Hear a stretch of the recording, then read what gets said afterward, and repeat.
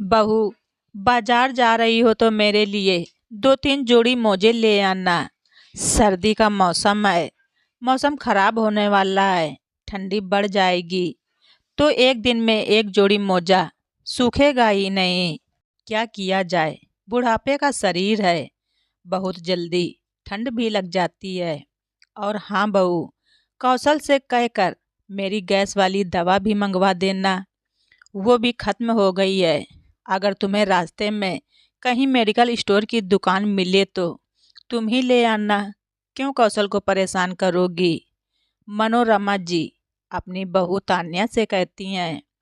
तान्या बोली, मम्मी जी, आप घर में किसी को भी बाजार जाते देखती हैं तो अपनी कोई ना कोई फरमाइश जरूर कर देती हैं।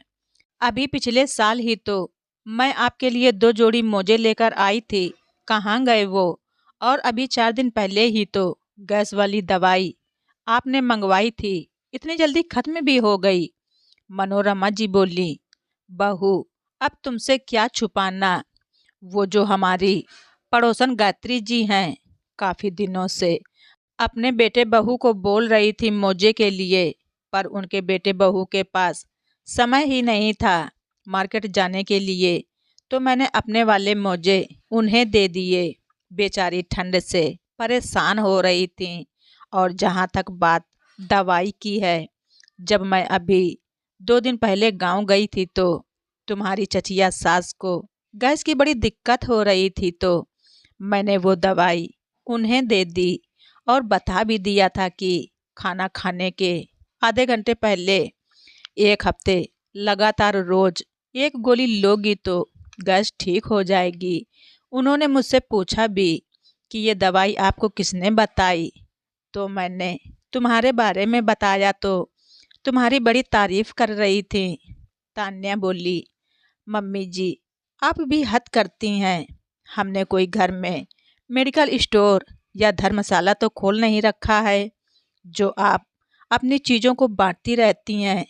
पता है, इन चीज़ों के भी पैसे लगते हैं। हमें भी ये मुफ्त में नहीं मिलता। आप तो इस तरह से चीज़ों को बांटती हैं जैसे खुद कमाकर पैसे लाती हैं। माँ जी, ये आखिरी बार होगा जब मैं आपको मोजे लाकर दूंगी। अगर आप आइंदा से अपने सामान को किसी को दिया तो मुझसे आगे उम्मीद भी मत कीजिएगा कि मैं आपके लिए फिर से लाकर दूंगी।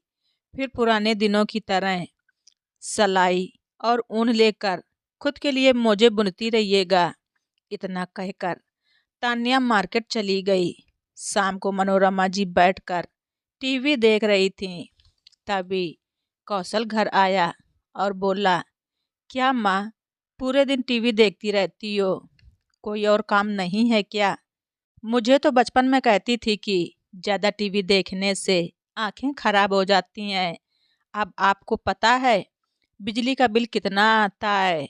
और ये तान्या दिख नहीं रही, कहाँ गई? मनोरमा जी ने तुरंत टीवी बंद कर दिया और बोली, बेटा, घर में कोई नहीं था इसलिए मैं टीवी देखने बैठ गई। और बहू लगता है मार्केट गई है। बहुत देर हो गई, अभी तक आई क्यों नहीं है? तभी उधर से तान्या आई और बोली, मम्मी जी, पूरी बात बताया कीजिए। आधी अधूरी बात बताकर घर में लड़ाई मत करवाया कीजिए। मनोरमा जी बोली, बहू, मैं तो बस बता ही रही थी कि। तभी तान्या बोली, ये क्यों नहीं बताया कि आपका भी सामान लेने गई थी? कौशल बोला, कौन सा सामान? तान्या बोली, आपकी माँ जी आजकल दानवीर बनी घूम रही हैं।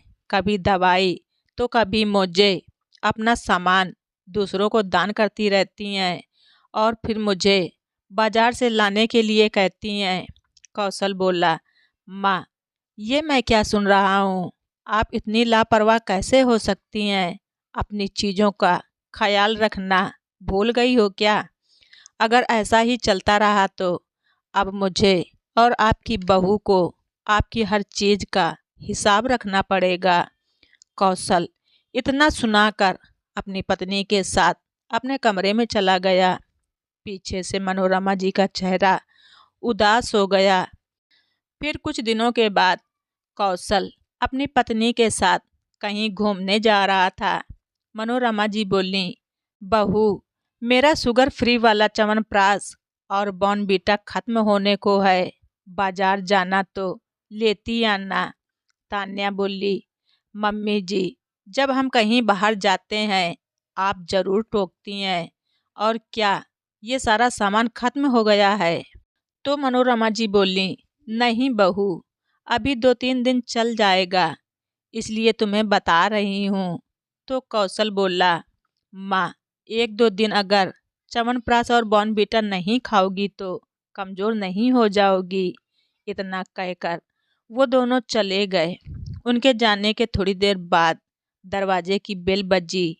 मनोरमा जी ने जाकर दरवाज़ा खोला तो देखा उनके पति के एक पुराने दोस्त लखनलाल जी आए थे। अंदर आइए भाई साहब। दोनों बैठकर बातें करने लगे। लखनलाल जी बोले, भाभी जी, श्याम प्रकाश भाई का पेंशन जो 8 महीने से रुका हुआ था वो अब चालू हो गया है और उसमें कुछ बढ़ोतरी भी हुई है, इसलिए आपके दस्तखत चाहिए। मेरी भी तबीयत कुछ ठीक नहीं रहती है, इसलिए मैं बार बार नहीं आ पाऊँगा। आपने जो कहा था उसके लिए मैंने बैंक में एक लोग से बात कर ली है। वो आपके सारे पैसे आपके गांव वाले अकाउंट में ट्रांसफ़र कर देंगे, और ये एटीएम कार्ड रखिए। जब भी आपको पैसों की ज़रूरत हो तो इससे निकाल लीजिएगा। मनोरमा जी बोली, लखनपाल जी, इनके जाने के बाद आपने मेरी बहुत मदद की है। क्या बताऊं, बेटे बहू के साथ रह तो रही हूँ, मेरी वजह से उनके भी खर्चे बढ़ गए हैं। ये तो चले गए पर मेरे बुढ़ापे का इंतजाम करके गए हैं। इस शहर में कुछ अपनापन नहीं लगता, और मेरी वजह से आपको दूसरे शहर से यहाँ आना पड़ा, इतनी तकलीफ उठानी पड़ी। इसके लिए आपकी बहुत शुक्रगुजार हूँ जो आपने मेरा इतना बड़ा काम करवा दिया। लखनलाल जी बोले, भाभी जी, आप ये बात कहकर मुझे पराया कर रही हैं। श्याम प्रकाश जी मेरे बड़े भाई जैसे थे। कभी भी मुझे कोई दिक्कत होती थी तो वो मदद करने में पीछे नहीं हटते थे और मुझसे हिसाब भी नहीं मांगते थे। भाभी जी, मैं आपकी परेशानी समझ सकता हूँ। ये आजकल के लगभग हर घर की परेशानी बन चुकी है। माँ बाप अपना सब कुछ लुटाकर बच्चों के लिए खुश होते हैं, परंतु वही बच्चे अपनी दुनिया में इतना खो जाते हैं। लखनलाल जी और मनोरमा जी ऐसे ही थोड़ी देर बातें करते रहे, और फिर थोड़ी देर बाद लखनलाल जी चले गए। शाम को जब बेटा बहू लौटकर आए तो टेबल पर प्लेट में कुछ बिस्किट रखे हुए थे। तान्या बोली, मम्मी जी, कोई आया था क्या? तो मनोरमा जी ने सारी बात बताई। तान्या बोली, 2-4 हजार रुपए की पेंशन के लिए इतनी आवभगत करने की क्या जरूरत थी? देखिए, ये बिस्किट हवा में रखे रखे खराब हो गए। आप बहुत चीज़ों की बर्बादी करती हैं। मम्मी जी, थोड़ा ध्यान रखा कीजिए। मनोरमा जी बोली, कोई बात नहीं बहू, वैसे भी शाम हो गई है, मैं चाय के साथ ये बिस्किट खा लूँगी। कौशल बोला, माँ, आपकी उम्र हो गई परंतु अकड़ नहीं गई। चीज़ों की बर्बादी के लिए अगर बहू सास को टोकती है तो इसमें बुरा मानने वाली कौन सी बात है? शुक्र मनाइए, कम से कम वो आपसे हिसाब तो नहीं ले रही है। पापा के साल का 30-40 हजार का पेंशन दिख रहा है, पर हमारे घर में 2 साल में कितना खर्चा हुआ वो आपको नहीं दिख रहा। बेटे का पैसा भी आपका ही पैसा है, थोड़ा इसका भी हिसाब रखा कीजिए। इतना कहकर बेटा बहू वहाँ से चले गए। इन छोटी छोटी बातों से कहीं ना कहीं मनोरमा जी के अंदर कुछ टूट रहा था। वो हर रोज सोचती थी कि जिस बेटे से आज तक मैंने कभी हिसाब नहीं मांगा, वो बुढ़ापे में मुझसे हर चीज़ का हिसाब रखने के लिए बोल रहा है। यही सोच रही थी कि अचानक फ़ोन की घंटी बजी। गांव से मनोरमा जी की सहेली गीता से उनकी बात हुई। जब उन्होंने अपनी मन की सारी बात बताई तो गीता जी ने जो बताया उसे सुनकर मनोरमा जी के पैरों तले जमीन खिसक गई। गीता जी बोली, तुम्हारे बच्चे तो सिर्फ तुमसे हिसाब ही मांग रहे हैं।